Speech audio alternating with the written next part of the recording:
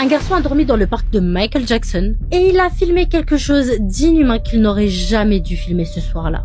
Ça se passe en 1999 et à cette époque, Michael Jackson il a transformé son domaine directement en parc d'attractions gigantesque avec manège, d'eau, train, bref, un peu tout ça. Et juste dans son jardin, Neverland, tout le monde en rêve. Et il y a un adolescent qui était complètement passionné d'urbex, décide de faire ce que personne n'a jamais osé faire. Passer une nuit entière dans le parc et complètement seul. Il se cache, il attend que les employés, tout simplement, ils finissent de travailler. Et une fois la nuit tombée, il sort justement sa petite caméra. Au début, clairement, tout est normal. Les manèges éteints, le silence et un parc désert.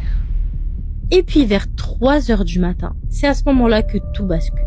Il filme devant un bâtiment et là, juste entre deux lumières, il aperçoit quelque chose. Une silhouette un peu immobile qui est juste en train de l'observer. C'est clairement pas humain, c'est encore moins visiteur. C'est juste un peu une ombre noire, une posture très étrange, comme si elle flottait légèrement au-dessus du sol. Donc le garçon, comment dire qu'à ce moment-là, il panique. Et ce que je comprends totalement, j'aurais paniqué aussi. Donc il zoome justement un peu sur cette silhouette. Et l'ombre, elle semble bouger de la tête. Ce garçon et cette adolescente dit également qu'il entendait des murmures, comme des sortes un peu de chuchotements, mais pas du tout avec une langue qui est connue. C'est beaucoup plus un son grave, un peu irrégulier, presque limite le son d'un animal. Donc forcément, qu'est-ce qu'il fait? C'est qu'il recule, il tremble, etc. Il a totalement peur. Mais par contre, il continue quand même de filmer. Et bizarrement, l'ombre, elle disparaît. Mais pas en marchant, mais juste en mode flash.